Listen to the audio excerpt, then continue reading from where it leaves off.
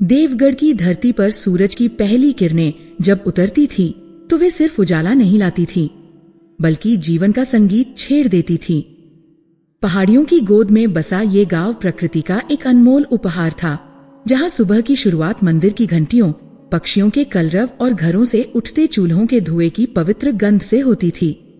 गांव के किनारे बहती निर्मला नदी का कलकल निनाद जैसे गांव की धमनियों में बहता रक्त था, जो खेतों को सींचता और लोगों के जीवन में सरसता घोलता था।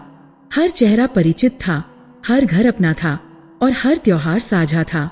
विशेषकर दिवाली देवगढ़ के लिए सिर्फ एक पर्व नहीं, बल्कि उसकी आत्मा का उत्सव थी। कार्तिक मास की अमावस्या के हफ्तों पहले से ही गांव का कोना कोना उत्साह और उल्लास से सराबोर हो जाता था। घर लीपे पुते जाते, द्वारों पर रंग बिरंगी रंगोलियां सजती और कुम्हारों के चाक पर उतरते हजारों दियों की सौंधी महक हवा में घुल जाती थी। ऐसा लगता था मानो आकाश के सारे तारे देवगढ़ की गलियों में उतर आए हों। लेकिन इस जगमगाते गांव के हृदय में एक ऐसा नासूर था जो हर उत्सव, हर खुशी पर अपनी स्याह छाया डालता था। गांव के ठीक बीचों बीच स्थित वह विशाल, वीरान और अंधकारमयी हवेली, जहां पूरा गांव दियों की रोशनी में नहाया होता था। वहीं इस हवेली की पत्थर की दीवारें और टूटी फूटी खिड़कियां अमावस्या की रात से भी ज्यादा काली और भयावह लगती थीं। उसका नाम लेने से भी लोग कतराते थे। बच्चे उसके पास से गुजरते हुए अपनी माँ का आंचल कसकर पकड़ लेते थे और बड़े बुजुर्ग नजरें फेर कर थूक देते, जैसे किसी अपशकुन को अपने से दूर कर रहे हों। यह हवेली देवगढ़ के सुनहरे वर्तमान पर उसके कलंकित अतीत का एक स्थायी धब्बा थी। सदियां बीत गई थीं, पर हवेली से जुड़ी किंवदंती आज भी लोगों की जुबान पर जिंदा थी। कहते हैं कई पीढ़ियों पहले यहाँ ठाकुर विक्रम सिंह नाम का एक अत्यंत धनी और उतना ही लोभी जमींदार रहता था। उसकी संपत्ति की कोई थाह नहीं थी, पर उसका लालच उससे भी गहरा था। उसे हर क्षण यह भय सताता था कि कोई उसकी दौलत उससे छीन न ले। इसी सनक में उसने अपनी अकूत संपत्ति को बुरी शक्तियों के संरक्षण में सौंपने का निर्णय किया। उसने देश के किसी कुख्यात कोने से एक तांत्रिक को बुलवाया, जिसकी आंखें अंगारों की तरह दहकती थीं और जिसके मंत्रों में मृत्यु का संगीत बजता था। अमावस्या की घनघोर रात्रि में हवेली के गुप्त तहखाने में एक भयानक अनुष्ठान आरंभ हुआ। तांत्रिक ने अकल्पनीय आहुतियां दी और ऐसी शक्तियों का आह्वान किया जिन्हें नियंत्रित करना मनुष्य के बस में नहीं था। विक्रम सिंह का उद्देश्य तो अपनी संपत्ति को अभेद्य बनाना था, लेकिन अनुष्ठान में कोई ऐसी भूल हुई, कोई ऐसा मंत्र गलत पढ़ा गया कि बुलाई गई शक्तियां अनियंत्रित हो गईं। एक भयानक चीत्कार के साथ हवेली का कोना कोना एक ऐसे अंधकार में डूब गया जिसे सूरज की किरणें भी भेद नहीं सकती थी। उस रात के बाद न तो ठाकुर विक्रम सिंह का कोई पता चला, न उस तांत्रिक का। वे दोनों और उनकी सारी संपत्ति उसी अलौकिक अंधकार में हमेशा के लिए विलीन हो गए। उस दिन से हवेली पर एक स्थायी श्राप लग गया। गांव वालों का मानना था कि वह अंधेरा कोई साधारण अंधेरा नहीं, बल्कि एक जीवित, भूखी इकाई है जो उस हवेली की दीवारों में कैद है और बाहर निकलने का अवसर खोज रही है। कई पीढ़ियों में कुछ दुस्साहसी युवकों ने सच जानने की कोशिश की, पर जो भी उस हवेली के दरवाजे के पार गया वह कभी लौटकर नहीं आया। समय के साथ हवेली एक वर्जित क्षेत्र बन गई, एक ऐसा सच जिसे देवगढ़ ने स्वीकार कर लिया था और उसके साथ जीना सीख लिया था। इस वर्ष भी दिवाली की तैयारियां अपने चरम पर थीं। बाजारों में रौनक थी, बच्चे नए कपड़ों की जिद कर रहे थे और महिलाएं पकवान बनाने की योजनाओं में व्यस्त थी। अमावस्या की रात में अब केवल 7 दिन शेष थे। गांव अपनी परंपरा और उल्लास में डूबा हुआ था। इस बात से अनभिज्ञ की नियति उनके लिए एक ऐसा जाल बुन रही थी जो उनके अस्तित्व को ही दांव पर लगा देगा। इस कहानी का बीज उस रात अंकुरित हुआ। गांव के सबसे वृद्ध और सम्मानित पुजारी आचार्य वासुदेव की बंद पलकों के पीछे। आचार्य वासुदेव 100 वर्ष के निकट पहुंच रहे थे। उनका शरीर समय के साथ झुक गया था, त्वचा पर झुर्रियों का जाल बिछ गया था, पर उनकी आंखें आज भी उस युवा जैसी थीं, जिसमें ज्ञान का तेज और भविष्य को भेदने की क्षमता थी। उनका जीवन तप और साधना का प्रतीक था। गांव का हर व्यक्ति, चाहे वह सरपंच हो या एक साधारण किसान, उनके चरणों में शीश झुकाता था। वे देवगढ़ के आध्यात्मिक प्रहरी थे। उस रात जब सारा गांव गहरी नींद में सोया था, आचार्य वासुदेव अपने आश्रम की कुटिया में एक असहज नींद में छटपटा रहे थे। उनके माथे पर पसीने की बूंदें थीं, और उनके होंठ किसी अनसुने मंत्र का जाप कर रहे थे। वे इस दुनिया में नहीं थे, वे एक स्वप्न के उस लोक में थे जहाँ देवता मनुष्यों से संवाद करते हैं। उन्होंने देखा कि वे गांव के प्राचीन देवी मंदिर के गर्भगृह में खड़े हैं। वहाँ न कोई मूर्ति थी, न कोई दीपक। चारों ओर एक अलौकिक दूधिया प्रकाश फैला हुआ था, जो शांत भी था और शक्तिशाली भी। हवा में चंदन और केवड़े की ऐसी सुगंध थी जो किसी पार्थिव पुष्प से नहीं आ सकती थी।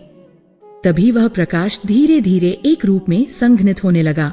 एक नारी आकृति प्रकट हुई जिनका स्वरूप अवर्णनीय था। उनका मुख चंद्रमा से भी अधिक शीतल और कांतिमान था। नेत्रों में ब्रह्मांड की करुणा और गहराइयां थीं, और उनके अधरों पर एक हल्की रहस्यमयी मुस्कान थी। वह देवगढ़ की ग्राम देवी थी, जिनकी पीढ़ियां पूजा करती आ रही थीं। आचार्य वासुदेव ने तुरंत साष्टांग प्रणाम किया। देवी की आवाज उनके कानों में नहीं, सीधे उनकी आत्मा में गूंजी। वह ध्वनि किसी वाद्य यंत्र जैसी मधुर थी, पर उसमें एक चेतावनी की कठोरता भी थी। उठो वासुदेव, देवी ने कहा, समय निकट आ गया है। जिस श्राप को तुम सबने एक हवेली की सीमाओं में बंधा हुआ मान लिया था, वह अब अपनी जंजीरें तोड़ने को आतुर है। सदियों की प्रतीक्षा ने उस अंधकार की भूख को कई गुना बढ़ा दिया है। वह अब केवल एक हवेली से संतुष्ट नहीं होगा। वासुदेव कांपते हुए उठे। परंतु हेमा, हम अबोध ग्रामवासी क्या कर सकते हैं? हमने तो कभी उस हवेली की ओर आंख उठाकर भी नहीं देखा। देवी का चेहरा गंभीर हो गया। इस आने वाली दिवाली की अमावस्या साधारण नहीं होगी वासुदेव, यह निर्णय की रात्रि होगी। उस रात्रि ग्रहों और नक्षत्रों का एक ऐसा संयोग बन रहा है जो सदियों में एक बार बनता है। यह संयोग उस श्राप को असीम शक्ति प्रदान करेगा, और यदि उस रात सूर्योदय से पहले उस हवेली के केंद्रीय कक्ष में एक विशेष अखंड दिया प्रज्वलित नहीं किया गया, तो उसका अंधकार अपनी सीमाओं को तोड़ देगा।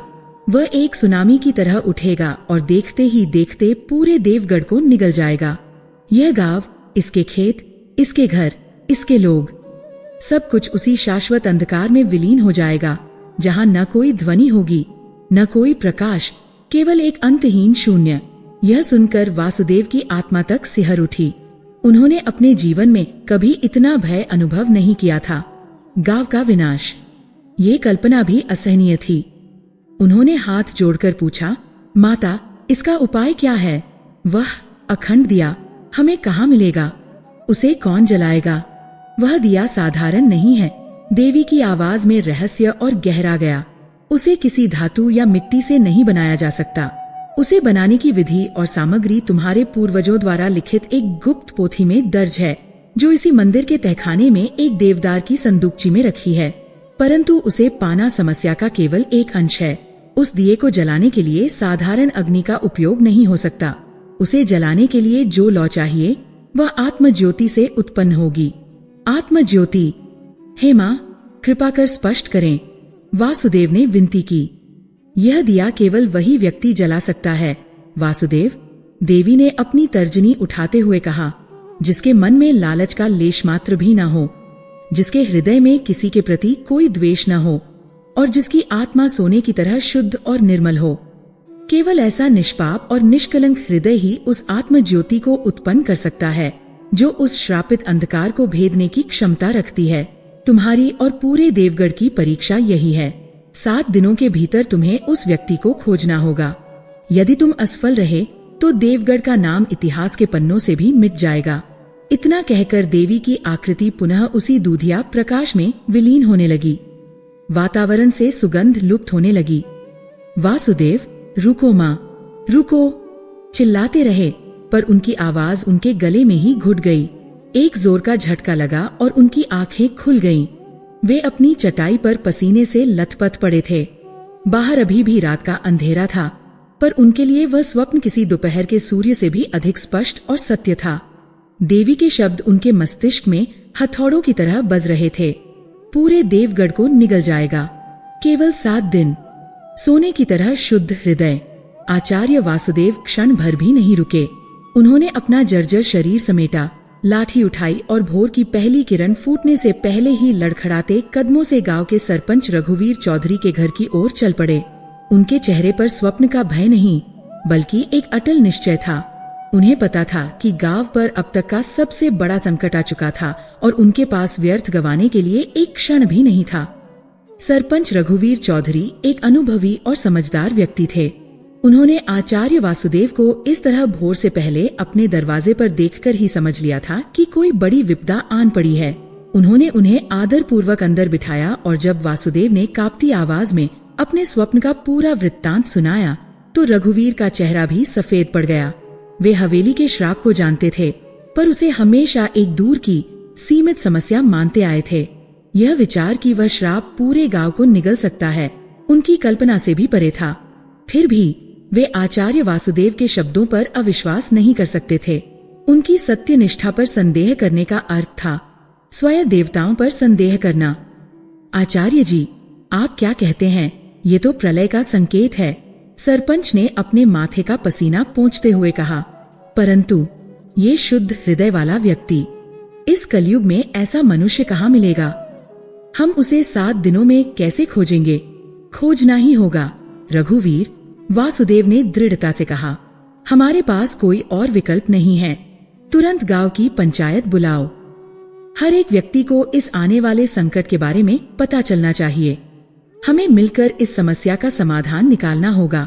घंटे भर के भीतर गांव के बड़े बरगद के नीचे आपातकालीन पंचायत बैठ चुकी थी। गांव के सभी प्रमुख पुरुष और कुछ सम्मानित महिलाएं वहां मौजूद थीं। जब सरपंच रघुवीर ने आचार्य वासुदेव के स्वप्न और देवी की भविष्यवाणी के बारे में बताया तो पूरे हुजूम में एक सन्नाटा छा गया। एक ऐसा सन्नाटा जो किसी आने वाले तूफान का संकेत देता है। पहले तो लोगों को विश्वास ही नहीं हुआ। कुछ नौजवानों ने इसे आचार्य की वायरस का वहम कहकर उड़ाना चाहा, पर जैसे जैसे वासुदेव ने अपने अनुभव का विस्तार से वर्णन किया, उनके शब्दों में छिपी सच्चाई और भय लोगों के दिलों में उतरने लगा।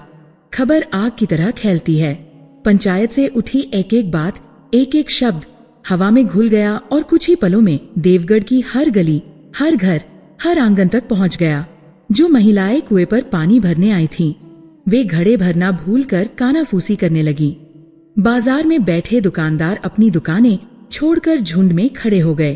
खेतों में काम कर रहे किसान हल चलाना बंद कर एक दूसरे का मुंह ताकने लगे।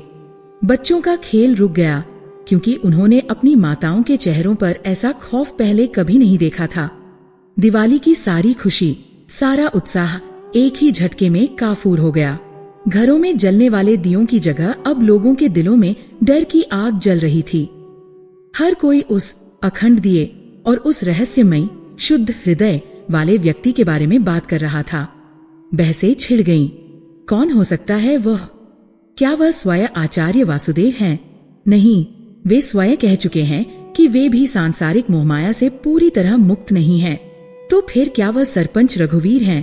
पर रघुवीर को भी अपने भीतर छिपे छोटे मोटे लोभ और पक्षपात का ज्ञान था। गांव में एक अजीब सा माहौल बन गया। लोग एक दूसरे को शक की निगाह से देखने लगे। हर व्यक्ति दूसरे के चरित्र का आकलन कर रहा था और साथ ही अपने अंतर्मन में भी झांक रहा था। क्या मेरा हृदय शुद्ध है? क्या मेरे मन में कोई लालच नहीं है? और ज्यादातर लोगों के लिए इसका जवाब नहीं मैं था।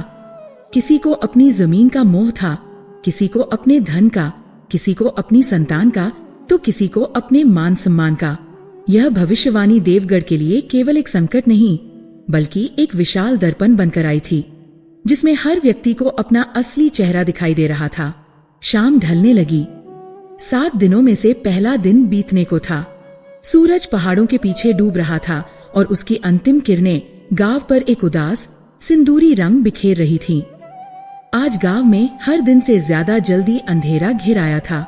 लोगों ने ध्यान दिया कि गांव के बीचों बीच स्थित उस शापित हवेली के चारों ओर की परछाइयां आज कुछ ज्यादा ही लंबी और गहरी थीं। हवा में एक अनजानी ठंडक घुल गई थी, जो केवल मौसम की नहीं थी, बल्कि आने वाले भय की थी। लोगों ने अपने अपने घरों के दरवाजे समय से पहले ही बंद कर लिए। आज रात किसी भी घर के आंगन में चौपाल नहीं जमी। गलियों में हर रात सुनाई देने वाला बच्चों का शोर और बड़ों के ठहाके गायब थे। पूरे गांव पर एक अनजाना अपशकुनी भय छा गया था, जो हवेली के अंधकार से भी ज्यादा घना था। 7 दिन, बस 7 दिन, और एक ऐसा व्यक्ति खोजना था जो शायद इस दुनिया में मौजूद ही नहीं था। कौन है वो व्यक्ति? और क्या होगा अगर वो दिवाली की रात तक नहीं मिला? ये सवाल अब देवगढ़ के हर निवासी की सांसों में एक जहर की तरह घुल चुका था और आने वाली रात उस जहर की पहली खुराक लेकर आई थी। देवगढ़ की परीक्षा आरंभ हो चुकी थी। भविष्यवाणी की पहली रात देवगढ़ पर किसी भारी कंबल की तरह बीती थी, जिसने नींद को सोख लिया था और सपनों में भय भर दिया था। अगली सुबह जब सूरज निकला तो उसकी रोशनी में वह ऊष्मा नहीं थी जो दिलों को स्फूर्ति से भर दे, बल्कि ये एक फीका पीला उजाला था जो गांव के चेहरों पर फैली चिंता को और भी स्पष्ट कर रहा था। गांव की दिनचर्या आरंभ तो हुई, पर उसमें वह स्वाभाविक लय नहीं थी। हर कार्य यंत्रवत हो रहा था। हर बातचीत में एक ही अनकहा प्रश्न तैर रहा था, अब क्या होगा? 7 दिनों में से एक दिन बीत चुका था और समाधान की कोई किरण तक नहीं दिखी थी। लोग निराशा और अज्ञात के भय में डूब रहे थे। ठीक इसी हताशा के माहौल में जब दोपहर अपने चरम पर थी, गांव की कच्ची सड़क पर एक छाया उभरी, एक ऐसी छाया जो देवगढ़ की नहीं थी। वह एक युवक था जिसकी आयु 25 वसंत से अधिक नहीं रही होगी। वह पैदल ही गांव की ओर बढ़ रहा था। उसके कदम सधे हुए थे और चाल में एक अनूठी शांति थी। उसका शरीर लंबा और सुगठित था, जैसे किसी कुशल कारीगर ने पत्थर को तराश कर बनाया हो। उसने साधारण सूती वस्त्र पहन रखे थे जो यात्रा की धूल से कुछ मटमैले हो गए थे, पर उसकी उपस्थिति में कुछ ऐसा था जो साधारण नहीं था। उसका मुखमंडल, वह शांत जल की एक झील के समान था जिस पर कोई लहर नहीं थी, कोई विक्षोभ नहीं था।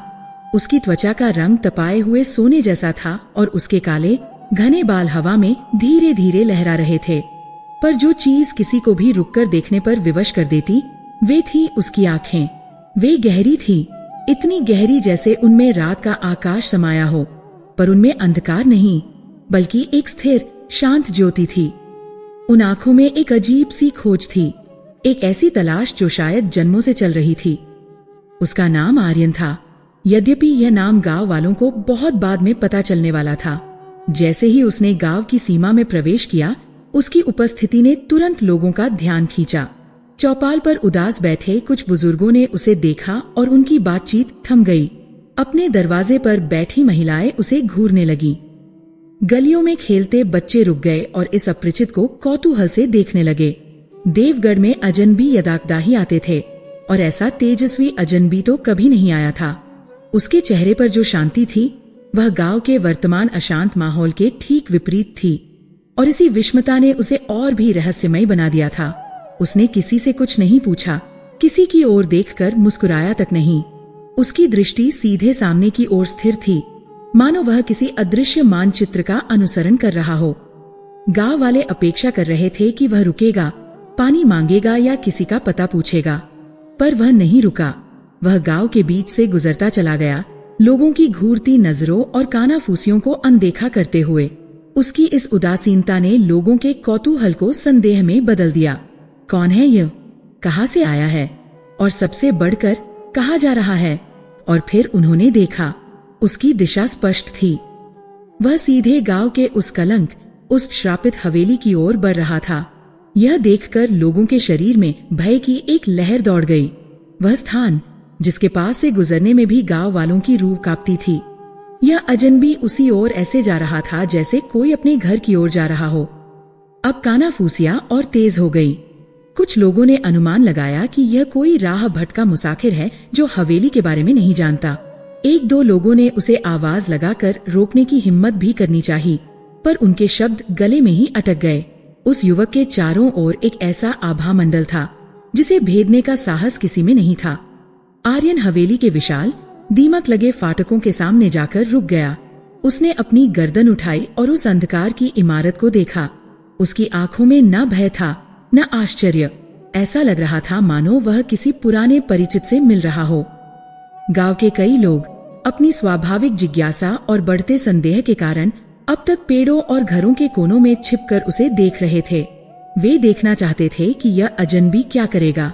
क्या वह फाटक खोलने का प्रयास करेगा? क्या वह भी उन दुस्साहसी युवकों की तरह हवेली के अंधकार में विलीन हो जाएगा? आर्यन ने फाटक को छुआ तक नहीं। वह बाईं ओर मुड़ा और हवेली की बाहरी दीवार के साथ साथ चलने लगा। उसकी चाल धीमी और विचारमग्न थी। वह हर कुछ कदमों पर रुकता, अपनी हथेली को उन काई लगी ठंडी दीवारों पर रखता और आंखें बंद कर लेता। ऐसा प्रतीत होता था जैसे वह उन पत्थरों से बात करने की कोशिश कर रहा हो, उनके भीतर दफन सदियों पुराने रहस्यों को सुनने का प्रयास कर रहा हो।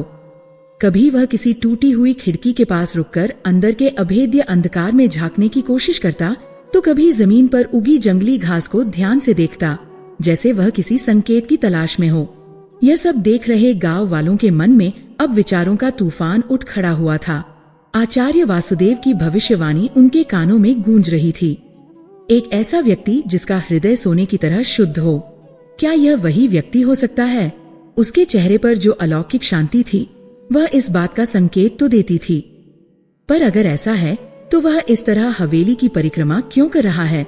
वह गांव वालों से बात क्यों नहीं करता? दूसरी ओर एक दूसरा अधिक प्रबल संदेह भी जोर पकड़ रहा था। या यह कोई बहरूपिया है? सरपंच रघुवीर के मन में ये सवाल सबसे पहले आया। क्या यह कोई ढोंगी या तांत्रिक है जो गांव के भय का लाभ उठाने आया है? हो सकता है इसका मकसद हवेली में छिपे उस खजाने को पाना हो जिसके बारे में किंवदंतियां प्रचलित हैं। यह विचार कई लोगों को तर्कसंगत लगा। संकट के समय में अवसरवादी हमेशा पैदा हो जाते हैं। लोगों का मन शंका और आशा के बीच किसी पेंडुलम की तरह झूलने लगा। वे उस पर विश्वास करना चाहते थे क्योंकि उनकी अंतिम उम्मीद शायद वही था, पर वे धोखा खाने से भी डर रहे थे। उनकी आंखें उस पर गड़ी थीं, उसके हर हाव भाव का विश्लेषण कर रही थीं। घंटों बीत गए, सूरज पश्चिम की ओर ढलकने लगा। आर्यन ने हवेली का पूरा एक चक्कर लगाया और वापस उसी फाटक के सामने आकर खड़ा हो गया। उसके चेहरे पर अब भी वही शांत भाव थे, पर शायद उसकी आंखों की गहराई कुछ और बढ़ गई थी। उसने एक अंतिम बार हवेली को देखा और फिर धीरे धीरे मुड़ गया। उसने गांव की ओर वापस रुख नहीं किया, बल्कि हवेली के पास ही स्थित एक प्राचीन खंडहर हो चुके शिव मंदिर की ओर बढ़ गया। यह मंदिर भी लगभग उतना ही पुराना था जितनी की हवेली, और गांव वाले इसे भी अपशकुनी मानकर यहाँ पूजा पाठ करने नहीं आते थे। शाम का धुंधल का घिर रहा था। गांव वाले एक एक करके अपने घरों को लौट गए, पर उनके मन में उस अजनबी और उसके रहस्यमय व्यवहार ने एक अमिट छाप छोड़ दी थी। आज रात की चर्चा का विषय केवल वही था। कौन था वो? देवता या दानव? रक्षक या शिकारी? उधर मंदिर के अंदर आर्यन ने अपने कंधे पर लटका छोटा सा झोला उतारा और एक कोने में बैठ गया। मंदिर की छत कई जगहों से टूट चुकी थी और ढलते सूरज की अंतिम किरणें पत्थरों पर नाच रही थीं। गर्भगृह में एक विशाल शिवलिंग स्थापित था जो धूल और मकड़ी के जालों से ढका हुआ था। दीवारों पर उकेरी गई मूर्तियां समय के थपेड़ों से क्षत विक्षत हो चुकी थीं, पर उनका मूल स्वरूप अभी भी पहचाना जा सकता था। आर्यन ने अपनी आंखें बंद की और ध्यान लगाने का प्रयास किया, शायद दिन भर की यात्रा और हवेली के भारी वातावरण की थकान मिटाने के लिए। कुछ देर बाद जब उसकी चेतना वापस लौटी तो उसकी दृष्टि मंदिर की दीवारों पर पड़ी। डूबते सूरज की तिरछी रोशनी पत्थरों पर उकेरे गए ओ को एक अजीब सी स्पष्टता प्रदान कर रही थी। वह अन्य भाव से उन उकेरी हुई आकृतियों को देख रहा था कि अचानक उसकी आंखें एक विशेष स्थान पर ठहर गईं। गर्भगृह के प्रवेश द्वार के ठीक ऊपर पत्थरों में कुछ प्राचीन चिन्ह खुदे हुए थे। वे ना तो कोई मूर्ति थे, न ही कोई ज्ञात लिपि। वे ज्यामितीय आकृतियों, सर्पिल रेखाओं और कुछ अनजाने प्रतीकों का एक जटिल संयोजन थे। जैसे ही आर्यन ने उन चिन्हों को देखा, उसके शांत चेहरे पर पहली बार भावों का परिवर्तन हुआ। उसकी आंखें खैल गईं और उसके हृदय की धड़कन तीव्र हो गई। उसके पूरे शरीर में जैसे बिजली कौंध गई हो। यह चिन्ह, उसने इन्हें पहले कहीं देखा था। नहीं, देखा नहीं था, सुना था। उसके मस्तिष्क के किसी गहरे बंद कोने में एक भूली बिसरी स्मृति ने अंगड़ाई ली। एक बच्चे की किलकारी, एक प्यार भरा हाथ और एक धीमी गंभीर आवाज में सुनाई जा रही कहानियां। उसे याद आया उसका बचपन, उसके पिता जो एक इतिहासकार और पुरातत्ववेत्ता थे, पर दुनिया के लिए, आर्यन के लिए वे एक कहानीकार थे, एक ऐसे जादूगर जो शब्दों से अतीत को जीवित कर देते थे। वे उसे अक्सर रात में अपने पास बिठाकर प्राचीन वंशों, खोए हुए शहरों और रहस्यमय प्रतीकों की कहानियां सुनाते थे। और यही, हाँ, बिल्कुल यही चिन्ह थे जिनके बारे में उसके पिता ने उसे एक विशेष कहानी में बताया था। स्मृतियां एक बाढ़ की तरह उसके मन मस्तिष्क पर छा गईं। उसे अपने पिता का चेहरा याद आया, उनकी आंखों में ज्ञान की चमक और उनकी आवाज में वह गंभीरता जब वे उस कहानी को सुना रहे थे। कहानी अंधकार के प्रहरियों की थी। एक ऐसा प्राचीन वंश जिसे एक विशेष श्राप को नियंत्रित करने और एक दिव्य ज्योति की रक्षा करने का भार सौंपा गया था। उसके पिता ने बताया था कि ये वंश अपनी पहचान गुप्त रखता है और पीढ़ी दर पीढ़ी इस ज्ञान को केवल कहानियों और प्रतीकों के माध्यम से आगे बढ़ाता है। उन्होंने आर्यन को ये चिन्ह कागज पर बनाकर दिखाए थे और उनका अर्थ समझाया था। एक चिन्ह का अर्थ था बंधा हुआ अंधकार, दूसरे का दिव्य ज्योति का स्रोत और एक सर्पिल चिन्ह जो वंश का रक्षक का प्रतीक था। और ये तीनों चिन्ह उसी क्रम में मंदिर की उस दीवार पर उकेरे हुए थे। कहानी के अनुसार इस वंश के पूर्वज ने सैकड़ों साल पहले एक लोभी राजा के गलत अनुष्ठान को रोकने का प्रयास किया था, पर वह पूरी तरह सफल नहीं हो सका था।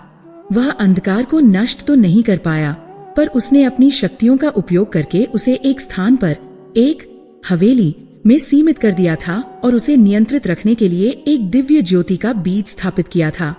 पर इस प्रक्रिया में उसे अपने प्राणों की आहुति देनी पड़ी थी। उसके बाद से उसके वंशजों का ये कर्तव्य था कि वे उस स्थान पर नजर रखें और ये सुनिश्चित करें कि वह अंधकार कभी अपनी सीमाएं ना तोड़ पाए। ये सब आर्यन के लिए हमेशा एक कहानी थी, एक रोमांचक किस्सा।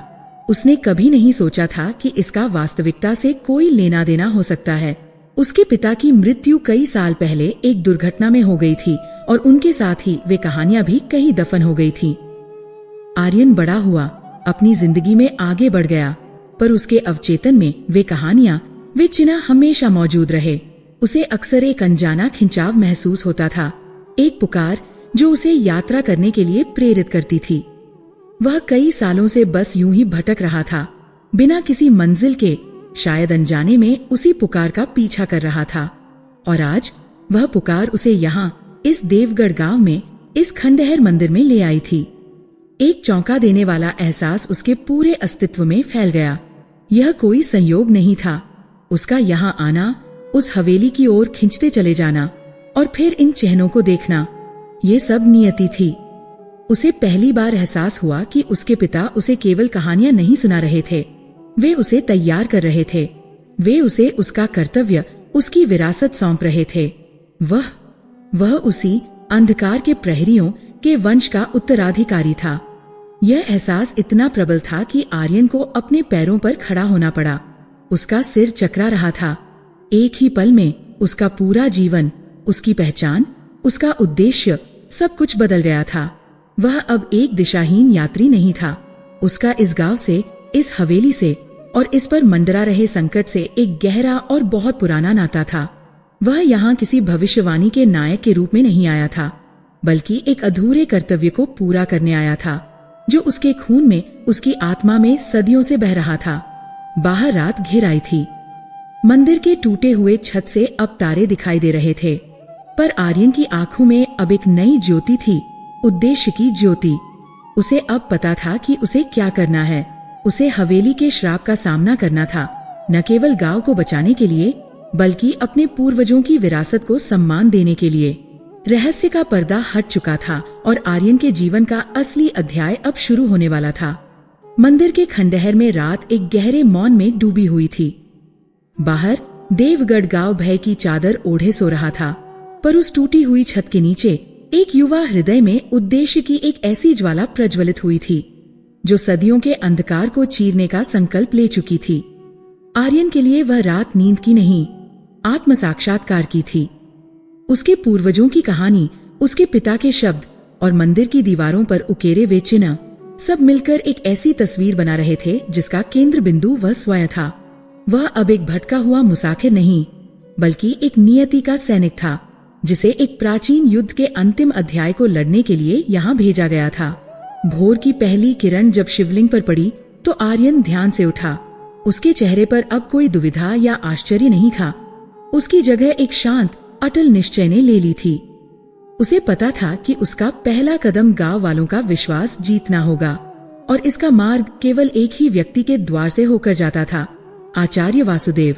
जैसे ही आर्यन मंदिर से बाहर निकला और गांव की ओर कदम बढ़ाए, उसने देखा कि गांव का माहौल कल से भी ज्यादा तनावपूर्ण था। लोग झुंड में खड़े कानाफूसी कर रहे थे और उसकी ओर संदेह और भय से भरी नजरों से देख रहे थे। उसकी कल की रहस्यमयी हरकतें अब तक गांव में हर तरह की अफवाहों को जन्म दे चुकी थीं। कोई उसे तांत्रिक बता रहा था तो कोई खजाने का शिकारी। आर्यन ने इन सब पर ध्यान नहीं दिया। उसकी दृष्टि केवल गांव के छोर पर बने आचार्य वासुदेव के छोटे से आश्रम पर केंद्रित थी। जब आर्यन आश्रम पहुंचा तो आचार्य वासुदेव अपनी कुटिया के बाहर आसन पर बैठे किसी गहरे चिंतन में डूबे थे। उनकी आंखें बंद थीं, पर उनके चेहरे की रेखाएं गांव पर छाए संकट की गवाही दे रही थीं। आर्यन की पदचाप सुनकर उन्होंने आंखें खोली। एक क्षण के लिए उनकी बूढ़ी आंखों में वही संदेह दिखा जो पूरे गांव की आंखों में था, पर जैसे ही उन्होंने आर्यन के चेहरे को गौर से देखा, उनकी दृष्टि ठहर गई। इस युवक के चेहरे पर जो शांति और आंखों में जो तेज था, वह किसी दुष्ट या लोभी व्यक्ति का नहीं हो सकता था। प्रणाम आचार्य, आर्यन ने झुककर कहा। उसकी आवाज में विनम्रता और दृढ़ता का अद्भुत संतुलन था। आयुष्मान भव पुत्र, वासुदेव ने अपनी धीमी गंभीर आवाज में कहा। सारा गांव तुम्हारे बारे में बात कर रहा है। कौन हो तुम और उस श्रापित हवेली के पास क्या कर रहे थे? मैं एक यात्री हूँ आचार्य, आर्यन ने उत्तर दिया। अपनी पूरी सच्चाई प्रकट करने का यह सही समय नहीं था, और मैं यहाँ किसी संयोग से नहीं बल्कि एक कर्तव्य की पुकार पर आया हूँ। मैं जानता हूँ कि आपका गांव एक बड़े संकट में है। मैंने देवी की भविष्यवाणी के बारे में सुना है। वासुदेव चौंक गए। तुमने कैसे सुना? आवाजें हवा में यात्रा करती हैं आचार्य, विशेषकर तब जब वे भय से भरी हों। आर्यन ने शांति से कहा, मैं यहाँ आपकी और इस गांव की सहायता करने आया हूँ, पर ऐसा करने के लिए मुझे उस हवेली के श्राप के पीछे का पूरा सच जानना होगा। किंवदंतियां अक्सर समय के साथ अपना रूप बदल लेती हैं। मुझे जड़ तक पहुँचना है। मुझे जानना है कि सदियों पहले उस रात वास्तव में क्या हुआ था। आचार्य वासुदेव आर्यन की आंखों में झांक रहे थे, उसकी आत्मा की सच्चाई को तौलने की कोशिश कर रहे थे। उन्हें इस युवक में कुछ विशेष लगा, एक ऐसी ऊर्जा जो उन्हें आशा की एक किरण दिखा रही थी। उन्होंने एक लंबी सांस ली। सच तो यह है पुत्र कि पूरा सच कोई नहीं जानता। हम केवल वही जानते हैं जो पीढ़ियों से सुनते आए हैं। ठाकुर विक्रम सिंह का लोभ, तांत्रिक का असफल अनुष्ठान और हवेली पर लगा श्राप। उस जमींदार के परिवार का क्या हुआ? आर्यन ने सीधे मुद्दे पर आते हुए पूछा। क्या उसका कोई वंशज जीवित है? यह सवाल सुनकर आचार्य वासुदेव कुछ असहज हो गए। यह गांव का एक ऐसा अध्याय था जिसके बारे में लोग बात करना पसंद नहीं करते थे। हाँ, उन्होंने कुछ देर रुककर कहा, ठाकुर विक्रम सिंह का वंश समाप्त नहीं हुआ। उनके भाई के वंशज आज भी इसी गांव में रहते हैं, पर वे गुमनामी का जीवन जीते हैं। अपने पूर्वज के कर्मों की शर्मिंदगी का बोझ उठाते हुए वे समाज से कट कर रहते हैं। उनका नाम हरि प्रसाद है। वे गांव के उत्तरी छोर पर एक छोटे से टूटे फूटे घर में रहते हैं। मुझे उनसे मिलना होगा, आर्य ने तुरंत कहा। आचार्य ने चेतावनी दी, यह आसान नहीं होगा पुत्र।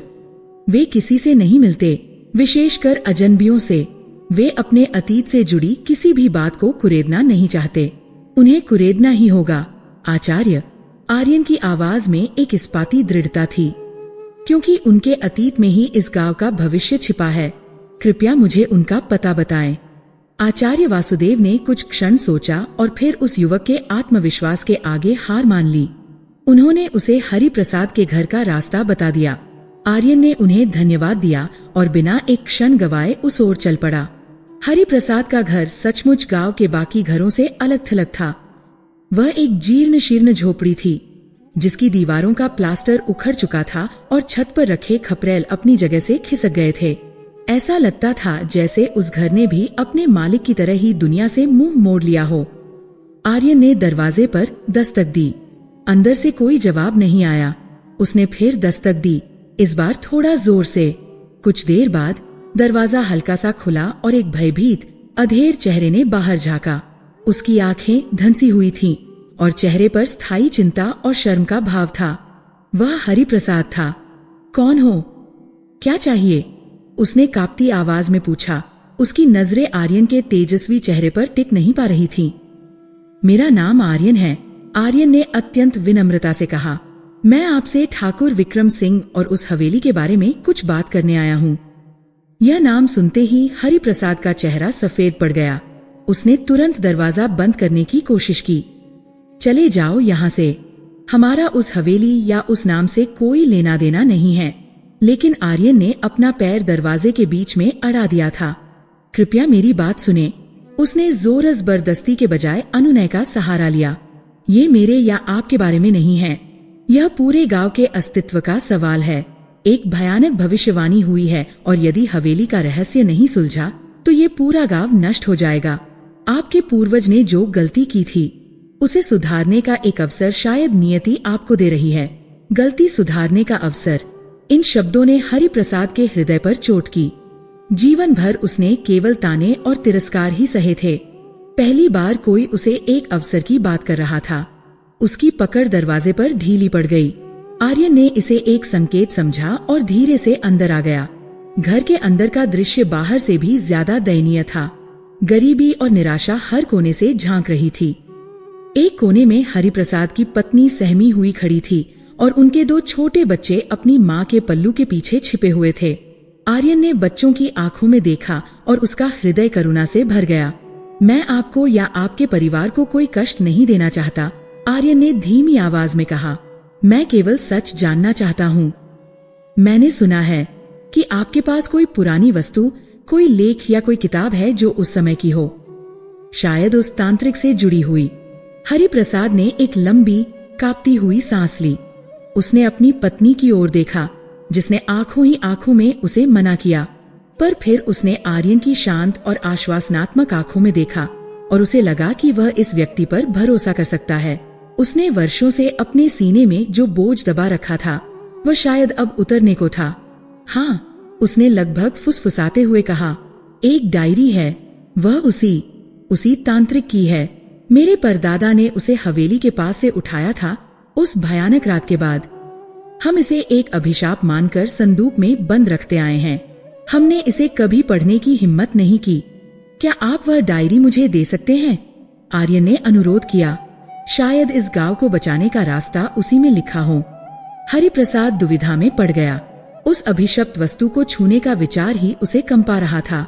पर फिर उसने अपने बच्चों के भयभीत चेहरों को देखा। अगर भविष्यवाणी सच हुई तो उनका क्या होगा? शायद इस अजनबी की बात मानना ही सही है।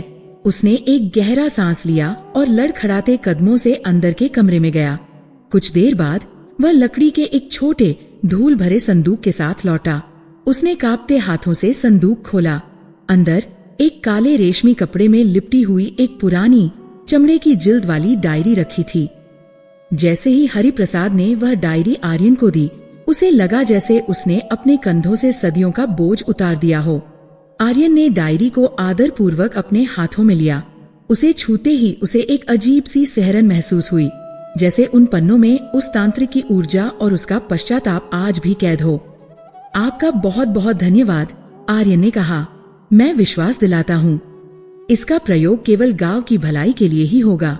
वह वहाँ और नहीं रुका। डायरी लेकर वह सीधा आचार्य वासुदेव के आश्रम की ओर लौट आया। आचार्य उसे देखकर ही समझ गए कि वह सफल होकर लौटा है। दोनों कुटिया के अंदर बैठे और आर्यन ने सावधानी से उस प्राचीन डायरी को खोला। उसके पन्ने समय के साथ पीले और जर्जर हो चुके थे। कई जगहों पर स्याही कैल गई थी और लिखावट इतनी घनी और अस्पष्ट थी कि उसे पढ़ना अत्यंत कठिन था। वह किसी प्राचीन तांत्रिक भाषा में लिखी गई थी, पर सौभाग्य से आर्यन के पिता ने उसे ऐसी कई लिपियों का ज्ञान दिया था। उसने पढ़ना शुरू किया और आचार्य वासुदेव उत्सुकता से सुनने लगे। डायरी के शुरुआती पन्ने तांत्रिक के अहंकार और अपनी शक्तियों के दंभ से भरे हुए थे। उसने लिखा था कि कैसे ठाकुर विक्रम सिंह ने उसे अपनी संपत्ति को अमर बनाने के लिए बुलाया था। फिर वह मुख्य अनुष्ठान के वर्णन पर आया और यहीं से रहस्य की परतें खुलनी शुरू हुई। तांत्रिक ने लिखा था, ये मूर्ख जमींदार चाहता था कि मैं किसी प्रेत या पिशाच को बुलाकर उसका चौकीदार बना दूं। उसे क्या पता कि ऐसी तुच्छ शक्तियां केवल विनाश कर सकती हैं, संरक्षण नहीं। संरक्षण के लिए तो प्रकृति की किसी आदिम और शक्तिशाली इकाई का आह्वान करना पड़ता है। मैंने उसे बताए बिना एक यक्ष का आह्वान करने का निर्णय किया। यक्ष जो पृथ्वी के गर्भ में छिपे खजानों के स्वामी होते हैं। वे लोभी होते हैं पर अपने वचन के पक्के होते हैं। आर्यन ने आगे पढ़ना जारी रखा। तांत्रिक ने यक्ष को बुलाने की पूरी विधि का विस्तार से वर्णन किया था। फिर वह उस रात का जिक्र आया जब यक्ष प्रकट हुआ। वह कोई भयावह आकृति नहीं थी। डायरी में लिखा था, वह प्रकाश और छाया का एक घूमता हुआ स्तंभ था जिसकी आवाज में पृथ्वी का कंपन था। उसने मेरी सेवा स्वीकार की और ठाकुर की सारी संपत्ति की रक्षा का वचन दिया, पर उसने बदले में एक शर्त रखी। आर्यन रुक गया और उसने आचार्य की ओर देखा जिनकी सांसें रुकी हुई थीं। फिर उसने आगे पढ़ा। यक्ष ने कहा, मैं इस हवेली और इसके कोष का प्रहरी बनूंगा। इसे कोई मानव या दानव छू नहीं पाएगा, पर इसके बदले में तुम्हें प्रकाश का एक अंश मुझे भेंट करना होगा। हर कार्तिक अमावस्या की रात्रि जब अंधकार अपने चरम पर होता है, तुम्हें इस हवेली के केंद्रीय गर्भगृह में एक अखंड दिया प्रज्वलित करना होगा। यह दिया सूर्य की पहली किरण के उदय होने तक निरंतर जलता रहना चाहिए। यह दिया मेरे लोक और तुम्हारे लोक के बीच एक संधि का प्रतीक होगा। यह प्रकाश मुझे संतुष्टि देगा और मैं तुम्हारे खजाने की रक्षा करूंगा। पर याद रहे तांत्रिक, यदि यह दिया कभी नहीं जला या जलकर सूर्योदय से पहले बुझ गया तो मैं समझूंगा कि संधि टूट गई है। उस क्षण मैं इस हवेली और इसके अंदर की हर वस्तु को अपने अंधकार के लोक में हमेशा के लिए खींच लूंगा। यह पढ़कर आचार्य वासुदेव और आर्यन दोनों सन्न रह गए। तो यह श्राप नहीं था, बल्कि एक टूटी हुई संधि का परिणाम था। हवेली का अंधकार किसी बुरी शक्ति का नहीं, बल्कि यक्ष के लोक का एक अंश था जो इस दुनिया में फैलाया था। परंतु दिया जला क्यों नहीं? आचार्य ने कांपती आवाज में पूछा। आर्यन ने डायरी का अंतिम पन्ना खोला। यहाँ तांत्रिक की लिखावट हड़बड़ी में और बेतरतीब थी, जैसे उसने इसे अत्यधिक भय और पश्चाताप में लिखा हो। मैंने सब कुछ तैयार कर लिया था। यक्ष के वचन से मैं इतना आश्वस्त हो गया था कि मैंने उस लोभी जमींदार से अपनी आधी संपत्ति पहले ही मांग ली। अनुष्ठान के अंतिम क्षण में जब मुझे दिया जलाना था, मेरे मन में एक क्षण के लिए लालच आ गया। मेरे हाथ कांप गए, मेरा ध्यान भटक गया। दिया जलाने का मंत्र मेरे होठों से फिसल गया और यक्ष के प्रकट होने का मुहूर्त निकल गया। एक भयानक गड़गड़ाहट हुई और हवेली को एक जीवित अंधकार ने निगलना शुरू कर दिया। मैं किसी तरह बाहर भागने में सफल रहा, पर जमींदार और उसका सारा धन, सब कुछ अंदर ही समा गया। यक्ष ने अपना वचन निभाया। संधि टूट चुकी थी। डायरी यहीं समाप्त हो जाती थी। अब पूरी कहानी शीशे की तरह साफ थी। गांव पर कोई श्राप नहीं था, बल्कि वे एक ऐसे टाइम बम पर बैठे थे जिसकी घड़ी सदियों से चल रही थी। और अब इस दिवाली पर ग्रहों के विशेष संयोग के कारण यक्ष का अंधकार इतना शक्तिशाली हो रहा था कि वह केवल हवेली तक सीमित नहीं रहेगा। पर सबसे बड़ी पहेली अभी बाकी थी। आर्यन ने पन्ने पलटे और उसे डायरी के अंत में जिल्द के अंदर छिपा हुआ एक छोटा सा मुड़ा हुआ पन्ना मिला। उसने उसे खोला। इसमें अखंड दिए के रहस्य का वर्णन था। तांत्रिक ने लिखा था, वह अखंड दिया कोई साधारण दिया नहीं है जिसे तेल और रुई की बाती से जलाया जा सके। वह यक्ष की दिव्य प्रकृति के अनुरूप होना चाहिए। उसे प्रज्वलित करने के लिए 5 विशेष वस्तुओं की आवश्यकता है जो प्रकृति के 5 तत्वों का प्रतिनिधित्व करती हैं। ये वस्तुएं कोई सोना चांदी या हीरे मोती नहीं हैं। ये साधारण वस्तुएं हैं, पर उनका सार दिव्य है। मैंने उन्हें देवगढ़ की सीमाओं के भीतर ही 5 अलग अलग कोनों में छिपा दिया था, ताकि भविष्य में यदि कोई योग्य व्यक्ति आए तो वह उन्हें खोज सके। आगे उन 5 वस्तुओं का वर्णन था, पर वह भी पहेलियों के रूप में। 1. पहाड़ का अचल आंसू, पृथ्वी तत्व। 2. नदी का मौन हृदय, जल तत्व। 3. पवन का अदृश्य स्पर्श, वायु तत्व। 4. सूर्य की पहली किरण का बंदी अंश, अग्नि तत्व। 5. तारों भरी रात का गूंजता शून्य, आकाश तत्व। और अंत में सबसे महत्वपूर्ण पंक्ति लिखी थी, ये वस्तुएं अपनी असली पहचान केवल उसी व्यक्ति के सामने प्रकट करेंगी जिसका मन निस्वार्थ हो और जिसका हृदय किसी भी प्रकार के लोभ से रहित हो। एक लालची व्यक्ति इनके पास से गुजर जाएगा, पर इन्हें पहचान नहीं पाएगा। आर्य ने डायरी बंद कर दी। उसके सामने चुनौती अब और भी बड़ी और स्पष्ट हो चुकी थी। उसे न केवल गांव को बचाना था, बल्कि एक पहेली को भी सुलझाना था। जिसकी कुंजी बाहरी ज्ञान में नहीं बल्कि आंतरिक शुद्धता में छिपी थी। उसने बाहर देखा। सूरज ढलने वाला था। दिवाली की रात आने में अब केवल 3 दिन शेष थे। तांत्रिक की डायरी एक नक्शा भी थी और एक पहेली भी। उसने श्राप के क्या और क्यों का उत्तर तो दे दिया था, पर कैसे का प्रश्न अब एक विशाल पर्वत बनकर आर्यन के सामने खड़ा था। 5 वस्तुएं, 5 पहेलियां और समय की नदी में बहते हुए केवल 3 दिन। आचार्य वासुदेव ने उस मुड़े हुए पन्ने को बार बार पढ़ा। उनकी झुर्रियों से भरी उंगलियां उन अक्षरों पर फिर रही थी, मानो वे स्याही के पीछे छिपे अर्थ को छूना चाहते हों। यह आसान नहीं होगा पुत्र, आचार्य ने गहरी चिंता में डूबी आवाज में कहा।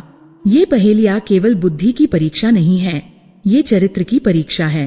तांत्रिक ने लिखा है कि ये वस्तुएं अपनी पहचान केवल निस्वार्थ मन के सामने ही प्रकट करेंगी।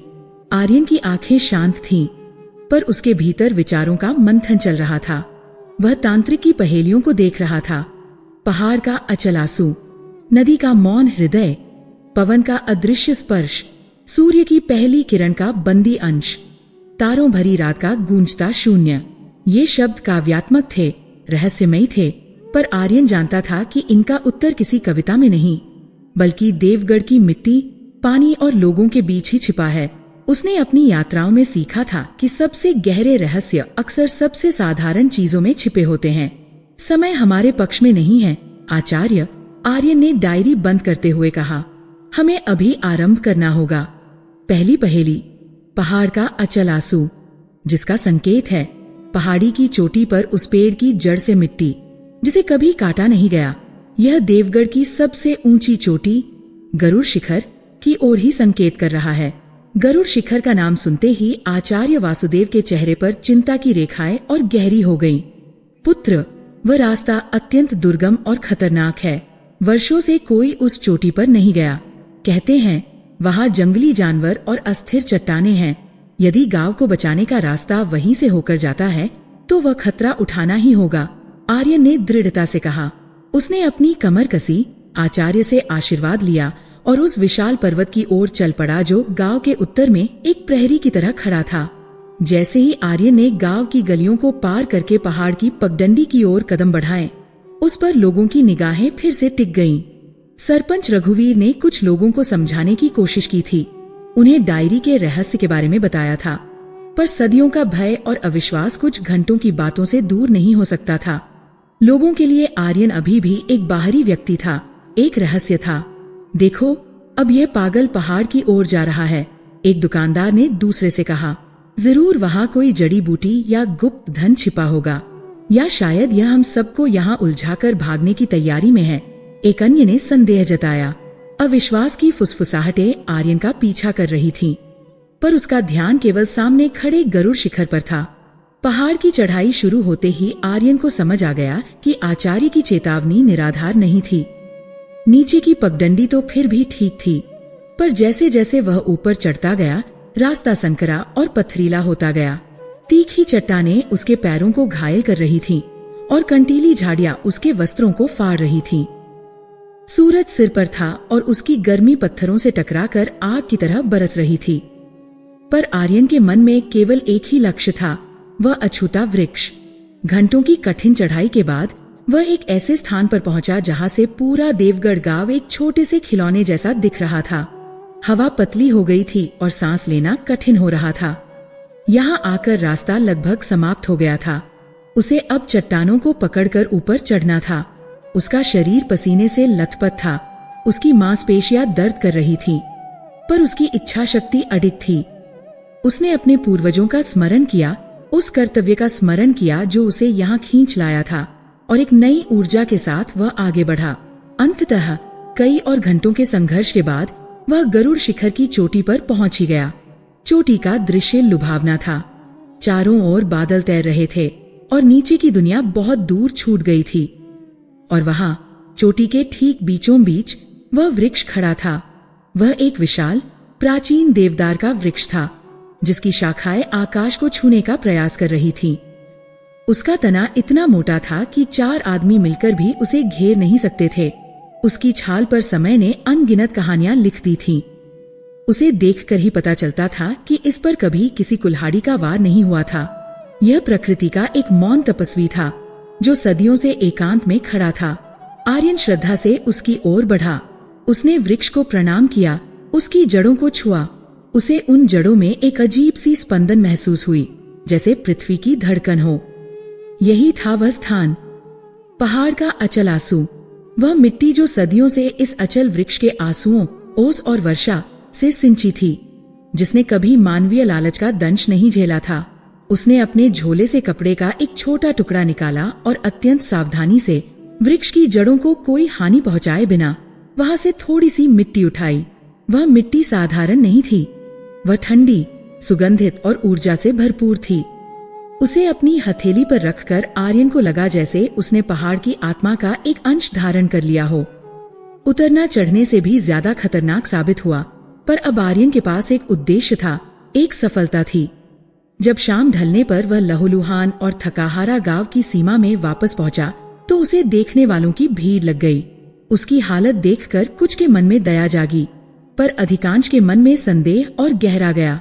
यह मिट्टी लाया है, कोई भीड़ में से चिल्लाया। इतनी मशक्कत करके पहाड़ से सिर्फ मिट्टी, जरूर यह हमें मूर्ख बना रहा है। आर्यन ने किसी को कोई जवाब नहीं दिया। वह चुपचाप आचार्य के आश्रम गया और वह पवित्र मिट्टी उन्हें सौंप दी। एक पड़ाव पार हो चुका था, पर अभी 4 और बाकी थे। अगली सुबह दूसरे दिन आर्यन दूसरी पहेली को सुलझाने निकला। नदी का मौन हृदय, उस नदी का जल जहाँ 2 धाराएं मिलती हैं पर उनका संगम दिखाई नहीं देता। देवगढ़ के पास से निर्मला नदी बहती थी, पर उसमें कोई दूसरी नदी मिलती हुई दिखाई नहीं देती थी। आर्यन समझ गया कि यह संगम सतह पर नहीं बल्कि भूमि के भीतर है। उसने नदी के किनारे किनारे चलना शुरू किया। इस बार चुनौती शारीरिक बल की नहीं बल्कि सूक्ष्म अवलोकन और अंतर्ज्ञान की थी। वह नदी के प्रवाह को देख रहा था, पानी के रंग में होने वाले मामूली बदलावों पर ध्यान दे रहा था और पत्थरों पर जमी काई के पैटर्न को समझने की कोशिश कर रहा था। गांव वाले उसे दूर से देख रहे थे, आपस में कानाफूसी कर रहे थे। अब यह नदी से बातें करेगा। कोई व्यंग्य से हंसा। घंटों बीत गए, दोपहर हो गई, पर आर्यन को कोई सुराग नहीं मिला। वह एक बड़े शिलाखंड पर बैठ गया और अपनी आंखें बंद करके नदी के कलकल निनाद को सुनने लगा। उसने अपने मन को शांत किया और अपनी चेतना को जल की ध्वनि के साथ एकाकार करने का प्रयास किया। और तभी उसे कुछ सुनाई दिया। पानी के सामान्य शोर के अलावा एक और धीमी, गहरी गूंज थी जो कहीं नीचे से पृथ्वी के गर्भ से आ रही थी। उसने आंखें खोली और उस दिशा में बढ़ा जहां से वह ध्वनि सबसे स्पष्ट थी। वहां नदी के किनारे घनी झाड़ियों का एक झुरमुट था, जिसके पीछे एक छोटी अंधेरी गुफा का मुंह छिपा हुआ था। कोई साधारण व्यक्ति उसे देखकर अनदेखा कर देता, पर आर्यन को अपने अंतर्ज्ञान पर भरोसा था। वह झाड़ियों को हटाकर गुफा के अंदर घुस गया। गुफा के अंदर घना अंधेरा और सीलन थी। चमगादड़ों की गंध हवा में व्याप्त थी। आर्यन सावधानी से आगे बढ़ा। कुछ दूर जाने पर उसे पानी के बहने की वह गूंज और भी स्पष्ट सुनाई देने लगी। और फिर उसने उसे देखा। गुफा के अंत में एक छोटा सा कुंड था, जिसमें ऊपर की चट्टानों से 2 अलग अलग पतली धाराएं गिर रही थीं और एक होकर उस कुंड में समा रही थीं। यही था वह गुप्त संगम। उस कुंड का पानी अविश्वसनीय रूप से स्वच्छ और स्थिर था। वह नदी का मौन हृदय था। आर्यन ने अपनी छोटी सी तुम्बी में उस जल को भरा। उसे स्पर्श करते ही उसके शरीर की सारी थकान जैसे मिट गई। जब वह गुफा से बाहर निकला तो सूरज ढलने वाला था। दूसरा दिन भी लगभग समाप्त हो चुका था। गांव लौटकर जब उसने आचार्य को वह जल दिया तो उनकी बूढ़ी आंखों में आशा की चमक बढ़ गई। पर गांव वालों का संदेह अब भी बना हुआ था। पहले मिट्टी, अब पानी। यह सब उन्हें एक बड़ा धोखा लग रहा था। तीसरा दिन, दिवाली की रात से ठीक पहले का दिन। अब आर्यन के पास केवल 24 घंटे थे और 3 पहेलियां सुलझानी थीं। तीसरी पहेली सबसे अजीब थी। पवन का अदृश्य स्पर्श।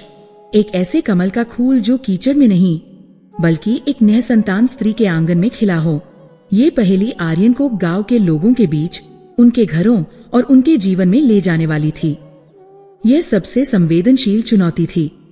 वह घर घर जाकर यह नहीं पूछ सकता था कि कौन निःसंतान है। यह किसी के गहरे जख्म को कुरेदने जैसा होता। आचार्य वासुदेव भी चिंतित थे।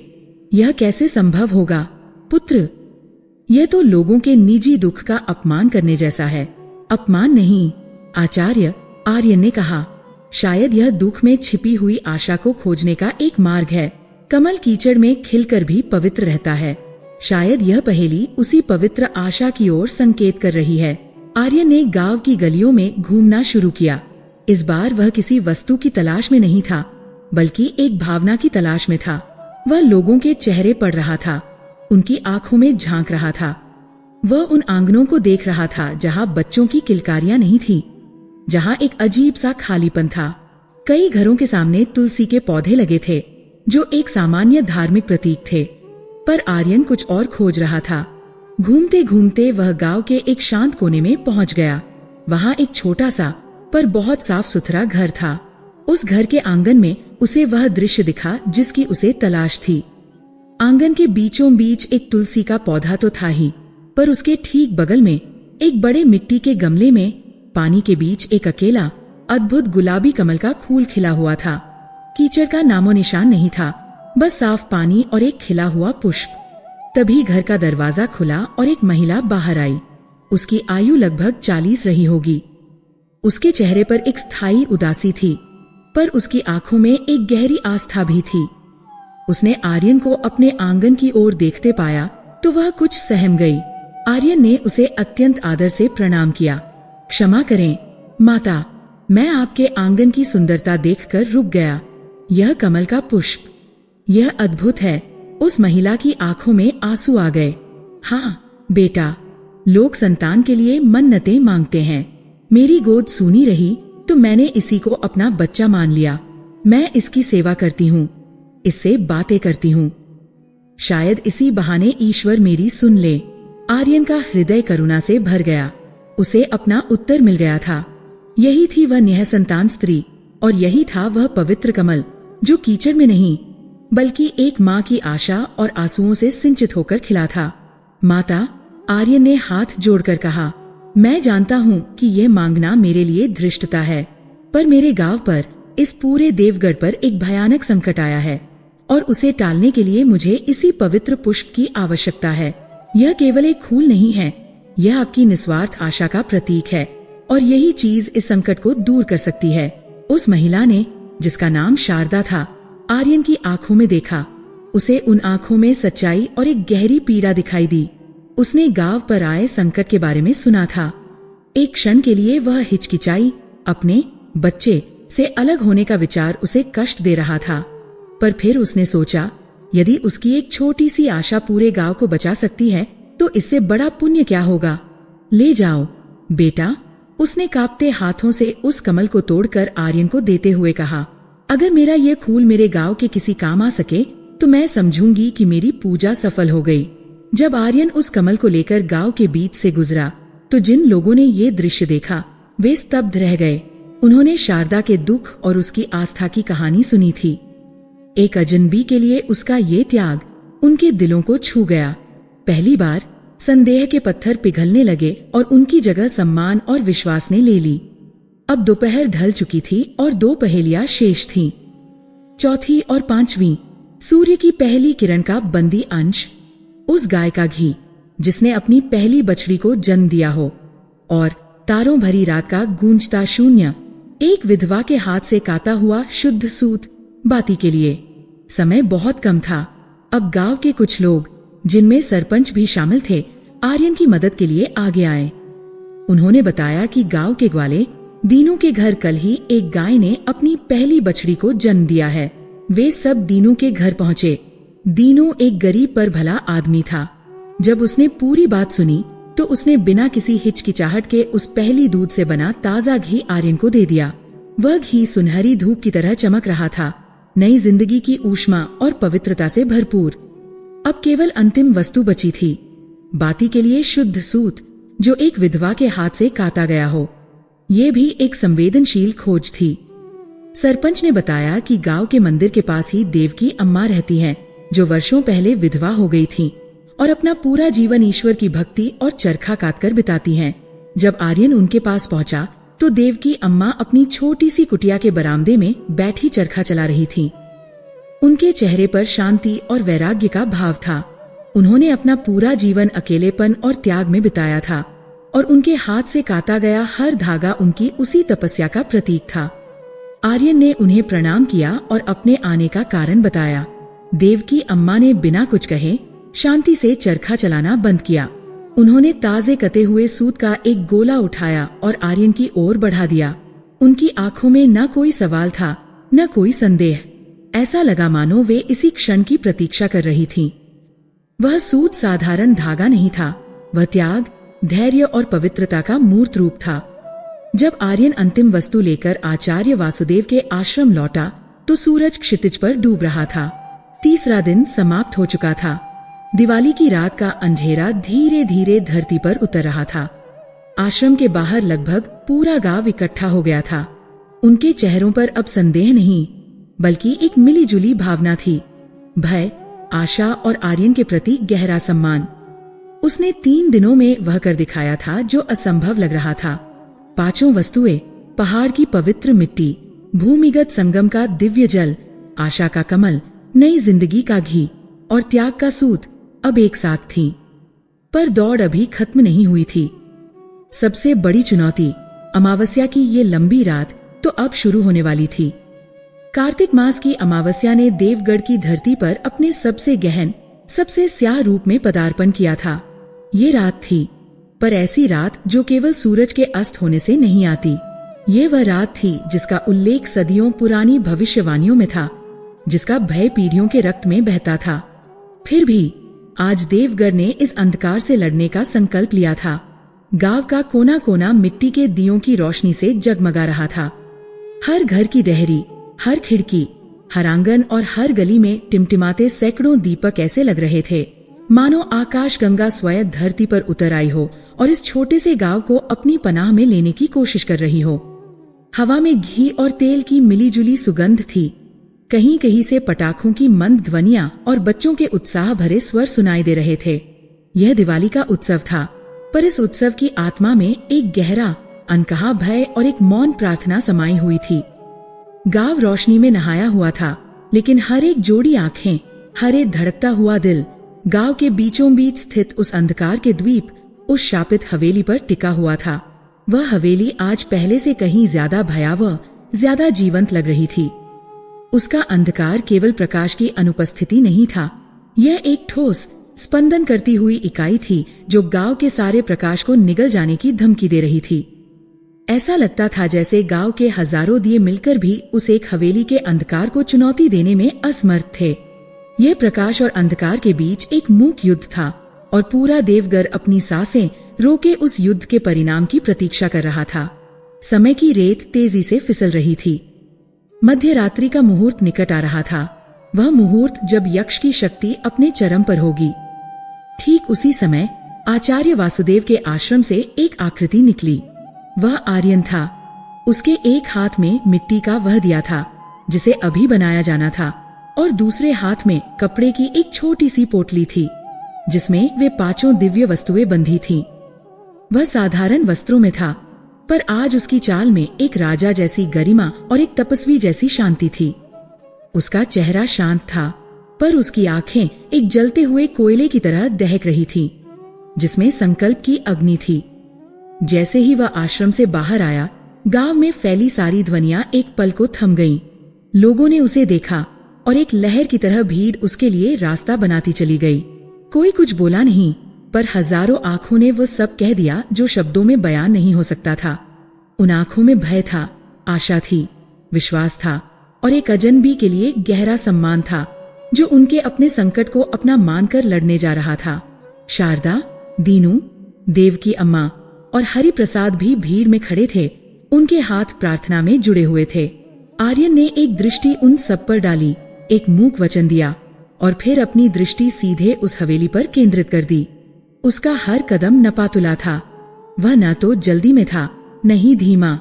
वह जानता था कि यह केवल कुछ गज की दूरी नहीं, बल्कि एक युग को पार करने जैसी यात्रा थी। जैसे जैसे वह हवेली के निकट पहुंचता गया, हवा ठंडी और भारी होती गई। दियों की लौ कांपने लगी, मानो किसी अदृश्य शक्ति के भय से सिहर रही हों। जब वह हवेली के विशाल जर्जर लकड़ी के दरवाजे के सामने जाकर खड़ा हुआ तो उसके पीछे खड़ा पूरा गांव जैसे एक ही इकाई में बदल गया। सबकी सांसें रुकी हुई थी, सबकी धड़कनें एक हो गई थीं। आर्यन ने दरवाजे को खोलने के लिए हाथ बढ़ाया भी नहीं था। वह बस वहां खड़ा रहा, अपनी पूरी चेतना को केंद्रित करते हुए। और फिर एक चमत्कार हुआ। सदियों से बंद, दीमकों द्वारा खाए गए वे भारी किवाड़ एक गहरी, दर्दनाक चरमराती हुई आवाज के साथ अपने आप अंदर की ओर खुलने लगे। ऐसा लगा मानो हवेली ने सदियों की नींद के बाद एक गहरी सांस ली हो और अपने नियत अतिथि का स्वागत कर रही हो। दरवाजे के उस पार का दृश्य किसी के भी हृदय को जमा देने के लिए पर्याप्त था। वह कोई कमरा या दालान नहीं था, वह साक्षात अंधकार का एक अनंत सागर था। ऐसा अंधकार जिसमें कोई गहराई, कोई आयाम नहीं था। वह हर ध्वनि, हर प्रकाश और हर आशा को सोख लेने वाला शून्य था। गांव की हजारों दियों की रोशनी दरवाजे की देहरी पर आकर ऐसे मर रही थी जैसे पानी की सतह पर कोई रेखा खींच दी गई हो। एक क्षण के लिए भी आर्यन नहीं हिचकिचाया। उसने एक गहरा सांस लिया, अपने पूर्वजों और अपने इष्ट का स्मरण किया और उस देहरी को पार करके अंधकार के उस महासागर में प्रवेश कर गया। जैसे ही उसने अंदर कदम रखा, उसके पीछे वे विशाल दरवाजे एक गगनभेदी धमाके के साथ स्वतः ही बंद हो गए और उसे बाहरी दुनिया से पूरी तरह काट दिया। हवेली के अंदर वातावरण तुरंत बदल गया। हवा में केवल ठंडक नहीं, बल्कि एक ऐसी चुभन थी जो हड्डियों तक को गला रही थी। एक मृत्यु जैसी नीरवता थी, इतनी गहरी कि आर्यन को अपने कानों में अपने ही रक्त के प्रवाह का शोर सुनाई देने लगा। यहाँ समय और दिशा का कोई अर्थ नहीं था। उसे नहीं पता था कि गर्भगृह किस ओर है। उसने अपनी आंखें बंद की और तांत्रिक की डायरी में लिखे नक्शे को याद करने की कोशिश की, पर यहाँ कोई भी बाहरी ज्ञान काम नहीं कर रहा था। ये स्थान तर्क और बुद्धि से परे था। उसने अपने अंतर्ज्ञान पर भरोसा करने का फैसला किया। उसने अपने मन को शांत किया और उस ऊर्जा के खिंचाव को महसूस करने की कोशिश की जो इस अंधकार का केंद्र थी। और उसे वह महसूस हुआ, सामने की ओर से एक भारी, दबाव डालने वाला खिंचाव जो उसे अपनी ओर खींच भी रहा था और उसे कुचल देने की धमकी भी दे रहा था। वह यक्ष की उपस्थिति थी। आर्यन उसी अदृश्य खिंचाव का अनुसरण करते हुए आगे बढ़ा। उसके पैर नीचे की ठंडी, धूल भरी फर्श पर कोई आवाज नहीं कर रहे थे। ऐसा लगता था जैसे वह हवा में चल रहा हो।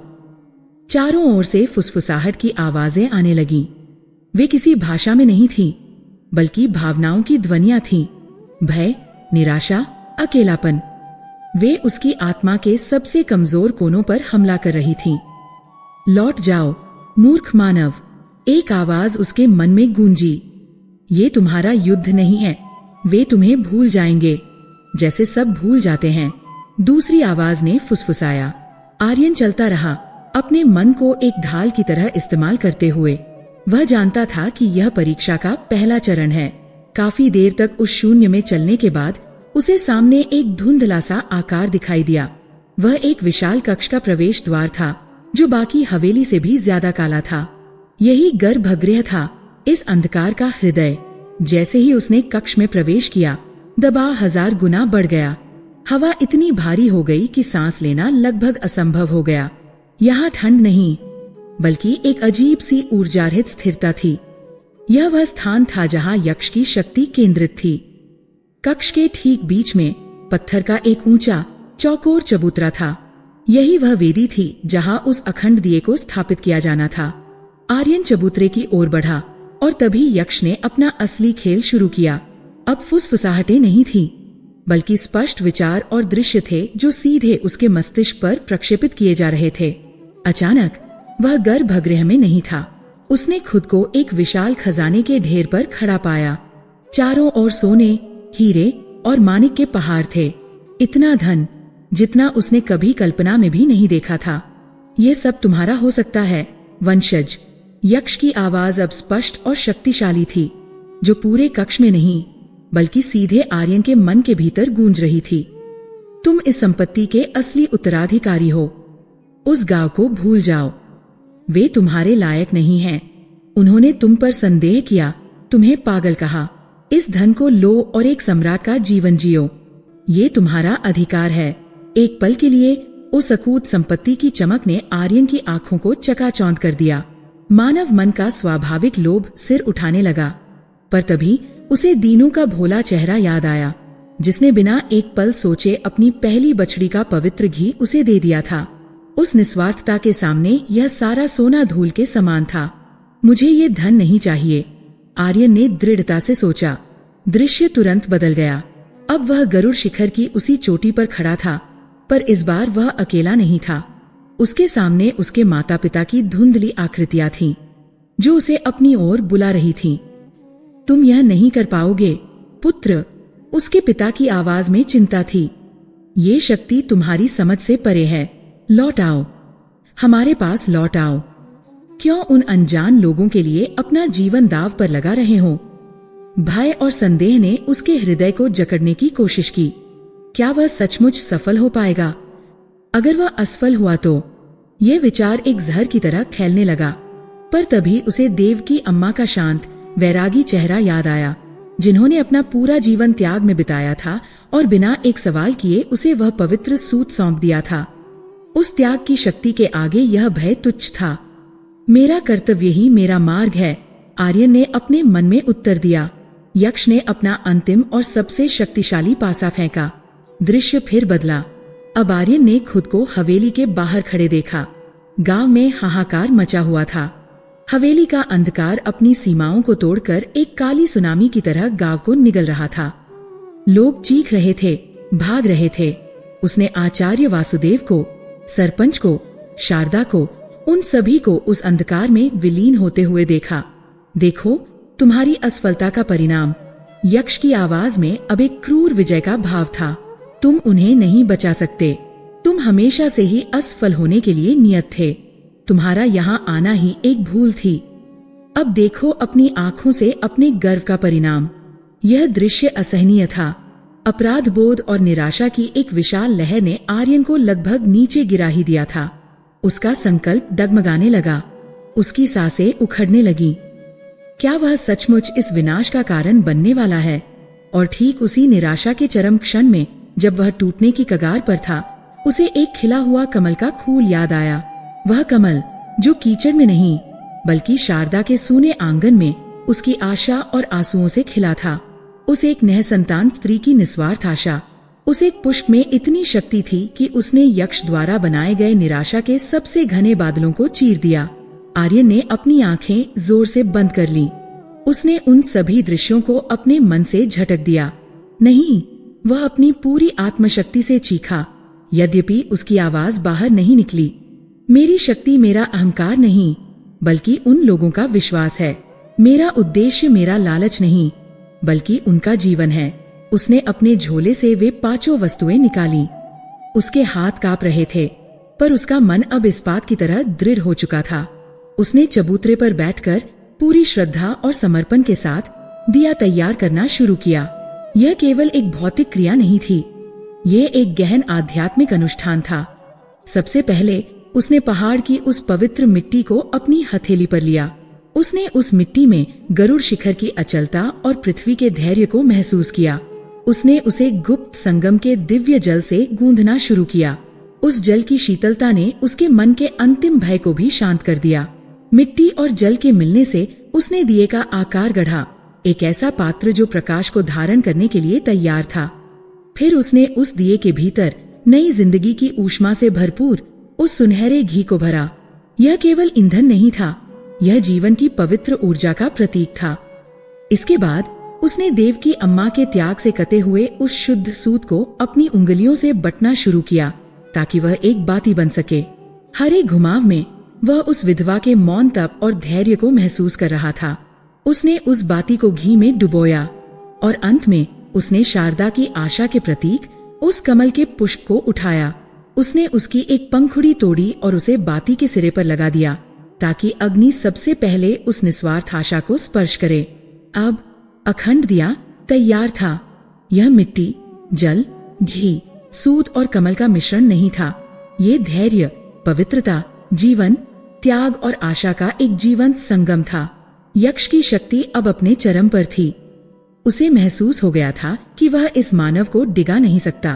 पूरा गर्भगृह एक अनजाने दबाव से कांप रहा था। अदृश्य हवा में बवंडर उठ रहे थे। आर्यन ने अपनी आंखें खोली। उसने अपने झोले से चकमक पत्थर निकाले। उसने केवल अपने लक्ष्य पर ध्यान केंद्रित किया। उसने उन सभी लोगों को याद किया जिनकी आशाएं, जिनकी जिंदगी उसके इस एक कृत्य पर टिकी थी। उसने एक गहरा अंतिम सांस लिया और पूरी शक्ति से पत्थरों को टकराया। पहली चिंगारी निकली और बुझ गई, दूसरी निकली और हवा में खो गई। गर्भगृह में अंधकार और भी घना हो गया, मानो वह उस आने वाले प्रकाश को जन्म लेने से पहले ही मार देना चाहता हो। एक ही क्षण में आर्यन को अपना पूरा सत्य समझ आ गया। वह ठाकुर विक्रम सिंह का वंशज नहीं था। वह उस महान ऋषि का वंशज था जिसने इस हवेली का निर्माण किया था।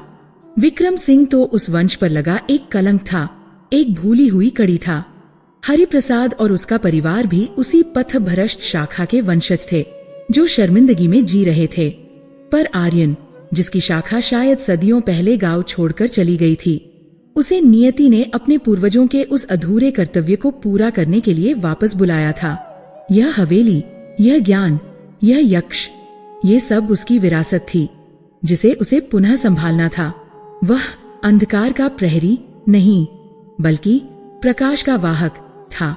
ठीक इसी समय गांव वाले डरते डरते हवेली के मुख्य द्वार से अंदर दाखिल हुए। वे उस प्रकाश को देखकर चकित थे जो अब गलियारों और कमरों से छन छन करा रहा था। आचार्य वासुदेव और सरपंच रघुवीर सबसे आगे थे। वे गलियारों से गुजरते हुए उस केंद्रीय कक्ष, उस गर्भगृह तक पहुंचे। जब उन्होंने उस कक्ष का दृश्य देखा तो वे जहां थे वहीं जड़ हो गए। उनकी कल्पना में एक भयावह खंडहर स्थान था, पर उनकी आंखों के सामने ज्ञान का एक भव्य मंदिर था। उन्होंने उन अनगिनत ग्रंथों को देखा, दीवारों की सुंदर नक्काशी को देखा और उस दिव्य प्रकाश को देखा जो उस एक अखंड दिए से निकलकर पूरे वातावरण को पवित्र कर रहा था। और उस प्रकाश के केंद्र में उन्होंने आर्यन को खड़े देखा। वह अब उनके लिए कोई अजनबी नहीं था। उसका चेहरा दिए की रोशनी से दमक रहा था और उसकी आंखों में सदियों का ज्ञान और एक गहरी शांति थी। वह उन्हें कोई साधारण युवक नहीं, बल्कि कोई देवदूत लग रहा था। आचार्य वासुदेव की आंखों से अश्रुधारा बह निकली। वे लड़खड़ाते हुए आगे बढ़े और आर्यन के सामने हाथ जोड़कर झुक गए। उन्हें देखकर सरपंच और फिर एक एक करके पीछे खड़े सभी गांव वाले, स्त्री, पुरुष, बच्चे सब नतमस्तक हो गए। उनकी खामोशी में वह सब कुछ था, उनका पश्चाताप, उनकी कृतज्ञता, उनका असीम सम्मान। आर्यन ने आगे बढ़कर आचार्य के कंधे पर हाथ रखा और उन्हें उठाया। उठिए आचार्य, उसने विनम्रता से कहा। नतमस्तक होने योग्य मैं नहीं, बल्कि वह निस्वार्थ भाव है जो आप सबने मिलकर प्रकट किया है। यह दिया मैंने नहीं, हम सबने मिलकर जलाया है। यह देवगढ़ की सामूहिक आत्मा का प्रकाश है। उसने उन्हें वह शिलालेख दिखाया और हवेली का पूरा रहस्य समझाया। उसने बताया कि यह संपत्ति किसी एक की नहीं, बल्कि संपूर्ण मानवता की है और अब इसका द्वार सबके लिए खुल गया है। उस रात देवगढ़ में इतिहास रचा गया। वह दिवाली की रात थी, पर उस रात कोई अपने घर नहीं गया। पूरी रात गांव वाले उस ज्ञान के मंदिर में बैठे रहे, उस अखंड दिए की शांत पवित्र रोशनी में नहाते रहे। सदियों का भय और अंधविश्वास ज्ञान के उस एक दिए ने हमेशा के लिए मिटा दिया था। उस दिन के बाद देवगढ़ फिर कभी पहले जैसा नहीं रहा। वह हवेली जो कल तक श्राप का प्रतीक थी, अब गांव का हृदय बन गई। वह ज्ञान का एक केंद्र बन गई, जहां बच्चे और बड़े समान रूप से आकर पढ़ते और सीखते थे। आर्यन वहीं रुक गया, अपनी विरासत की देखभाल करने के लिए। उसने हरिप्रसाद और उसके परिवार को भी उनका खोया हुआ सम्मान वापस दिलाया और उन्हें उस ज्ञान केंद्र का हिस्सा बनाया। अब हर साल देवगढ़ में दिवाली केवल बाहर गलियों और घरों में नहीं मनाई जाती। असली दिवाली उस हवेली के भीतर मनाई जाने लगी, लोगों के दिलों के अंदर मनाई जाने लगी। वह अखंड दिया आज भी उस हवेली के गर्भगृह में जलता है और उसकी लौ कभी नहीं कांपती।